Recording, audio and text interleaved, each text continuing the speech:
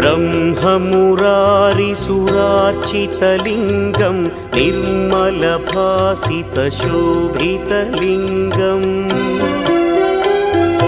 जन्मजदुःखविनाशकलिङ्गं तत्प्रणमामि सदा शिवलिङ्गम् देवमुनिप्रवरार्चितलिङ्गं कामदहन करुणाकरलिङ्गम् रावणदर्पविनाशकलिङ्गं तत्प्रणमामि सदा शिवलिङ्गम्